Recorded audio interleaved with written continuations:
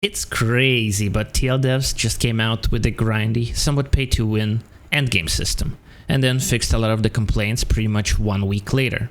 It's time to talk about the Rune system. Welcome to TL Academy, where we focus on tutorials, guides, and explainer videos.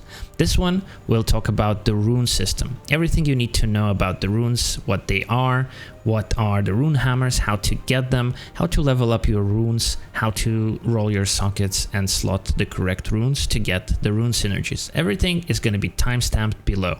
Alright, let's start by talking about what is the rune system and what are the runes.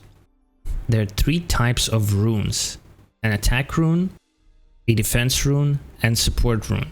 You can easily recognize them because the attack rune is kind of in the shape of A, the defense has a little D etched into the rune, and then support rune has a little S in here. Let's take a look at the runes themselves. These are like small stat items that have different stats attached to them. Very small amount, like skill damage resistance 3.5 right here, or Amitoy heal 1.5%. Now these can be slotted into specific items, for example your weapons or your accessories. The runes cannot go on the armor at the moment. In terms of other limitations, this system starts with purple tier 1 gear. So you cannot slot any runes into blue gear, but once you get to purple or purple tier 2, this is where you can utilize the rune system. The most important aspect of the rune system is the rune synergy. So you go into your item, click the rune management button, and then make sure you explore the rune synergy list. You can make mistakes here, so be careful about selecting your desired rune synergy. For example, as a tank, I'm looking for strength and critical hit damage reduction. How did the rune synergies work? If you have 3 gray runes, such as this, you can see the gray background, you can have a gray synergy, which will only give you a boost to your base stats. If you have 3 green runes, you'll get a green synergy, and 3 blue runes will give you a blue synergy.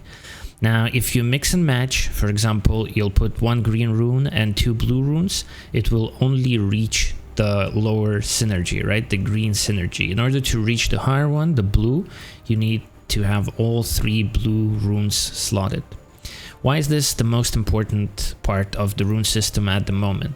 At the beginning, you will have very low level runes. We will talk about how to level them a little bit later, but you'll start with like level 2s, level 4s, and so on. And each rune will give you just a little bit of different stats. So you can see magic hit here is 1, not a lot. But when you look at the synergies though, the 3 blue runes are giving me 3 strength and 6% critical hit damage reduction. On the bracelet, for example, I have only the green synergy. It's not even max synergy. I already have 2% attack speed and max health 200. So things like these, 6 damage reduction, a lot for a tank, and the max health 400 is quite higher than what individual runes can give you at low levels. Melee hit 2.5, not a lot. Sleep resistance 4.2, not a lot. You get the point. When you level up the runes, and you can get up to level 60, I believe, in each rune in the end, then of course these stats are gonna grow. But at the moment, synergy is the most important. So how do you reach synergies? Let's check it out on like a spare item that I'm gonna roll the sockets just to show you in this video. So getting rune synergies and unlocking rune slots. You need Rune Hammers to do that. You see I have some Rune Hammers here. We'll talk about how to get them as well. But at the moment, let's just try and unlock some slots. Every accessory and every weapon can have 3 rune sockets. We'll start rolling, and we're gonna use 1 hammer for accessories tier 1. We're gonna use 2 hammers for weapons tier 1, and we're gonna use 4 hammers to roll a socket on a tier 2 weapon. You'll need just 1 rune hammer to unlock each socket, and then 1 to reroll. So let's unlock the first one. We got a support rune. You can see letter S here. Let's unlock the second one, see what we get. Another support. And are we gonna go 3 for 3 support? Yes, 3 support runes, obviously no synergy at all. There's no synergy that requires 3 support runes in a row. In fact, all the synergies require different runes, so 1 of each. And then depending on the sequence, you'll get the different buffs. So we figured out how to roll the sockets initially, and then of course we didn't get a synergy, so we would be looking at to re-roll some of these slots. So let's say you want bonus damage and you want max health. You would be looking for an attack rune, a support rune, and then defense rune, which means we would need to re-roll the first slot to attack. Let's try and do that. I'm not gonna spend too many hammers on doing that, just to show you. It's gonna take 1 hammer to re-roll. We didn't get attack, and 1 hammer to re-roll this one. We still got support. So you can keep rolling and spending the hammers, and that's the bad part about the RNG of this. You could just keep getting the same rune socket over and over again at this point. This is one of the major complaints that still exists. People say it should at least not roll the same one when you click reroll and use your hammer, but instead, yeah, it's just rolling the same one for me. So I'm gonna stop rolling on this item and instead use my other items to show you the rune synergies. But that's how you unlock and then reroll the rune sockets to reach your desired synergy. Now let's look at my my belt, for example. Great tank belt with a appropriate tank rune synergy. You'll see this attack, support, and defense rune gives me damage reduction and max health. And all my runes are blue in this belt. That means I can reach the blue synergy. If one of them was gray, it would only go up to gray synergy. It goes up to the lowest tier of the rune you have. So since we slotted gray here, we can only reach the gray synergy. If we slotted green here, we will reach the green synergy. And of course, if we slot blue, we'll reach the blue synergy here. At the beginning, you want to reach blue synergies as soon as possible. And then once you level the runes, of course, the individual runes are gonna matter. But right now, they give very few stats at low levels. So just make sure you put whatever blue runes you have to reach the synergy and worry about the individual stats of the runes later. Alright, now we figured out how to unlock the sockets and re-roll them. We know we need Rune Hammers. So how do we get Rune Hammers? Let's click on that. How to acquire. Some of the options are here. First of all, it tells you that you can buy this with the coin merchant. So let's quickly visit the coin merchant and see. Look, you can buy 10 Rune Hammers every week for 60 coins, contract coins each. So you can spend 600 contract coins and pick up 10 Rune Hammers every week. Then it goes on cooldown. That's probably the cheapest way to get Rune Hammers, but some of the other ways are grinding for the runes and then dissolving them. You can dissolve multiple at a time. You will get a certain amount of rune fragments from that. Look, I got 23. Once you reach 100 fragments, you can craft 1 Rune Hammer, or for 1,000, you can craft 10. You can sell this bundle of 10 Rune Hammers, or of course you can buy them from the auction house. This is another way to get Rune Hammers, and then of course in the battle pass, in the paid battle pass in the Korean version Hyperboost server, they give you a lot of Rune Hammers to use to re-roll your slots. And of course, other than in the paid battle pass, you can also go into the special battle pass shop and then buy the Rune Hammers for these star crystals. Another way to get Rune Hammers is your weekly missions. So as you're completing these tasks, they will tick mark once you complete them, and then at the end of the week after the patch, the rewards will be unveiled. These are basic ways to get the Rune Hammers. Now let's talk about how to get runes.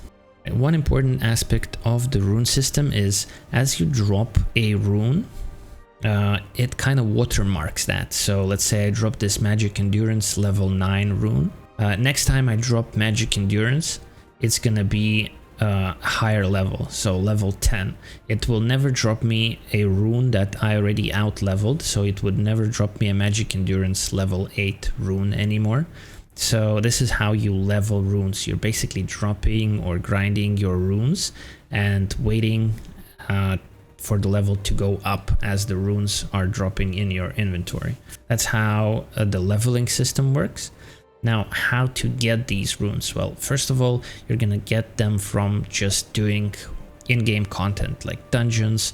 Killing world bosses are gonna drop you just a little bit of runes, and they're gonna appear in your inventory. You check if this is something that you need, and if not, you can dissolve them, or you can go into this rune management system, add a bunch of runes, and then pay some Solent to gamble and hope to get Rune Hammers and some rune chests. For example, at higher tiers, you can get green and blue rune chests.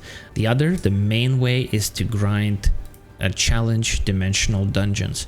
So every week there's going to be 2 dungeons that are like mutated dungeons or challenge dungeons out of the list of your normal tier 2 dungeons. These will have different effects added to them. We have Torture Chamber of Screams with additional attack power and health of the mobs, plus some other mutations or effects that will be added as we go up in the tiers for these dungeons. So you'll see if we just do tier 1 dungeon, we'll get some first clear rewards, and we'll get just gray runes from running and completing that dungeon. As we go up the tiers, we get additional effects added to these challenges, and the rewards start to grow. So at tier 6, you have a chance to drop green runes. Tier 11, you get a chance to drop blue runes. You see a lot more mob and boss effects are added, and the dungeon gets progressively more difficult. And as you push the tiers, you get more and more effects, and you get better and better runes. So this is how you grind the runes and level them up. This is the main method of doing that. So we've covered just dropping the runes in content, dropping the runes from the dimensional challenge dungeons.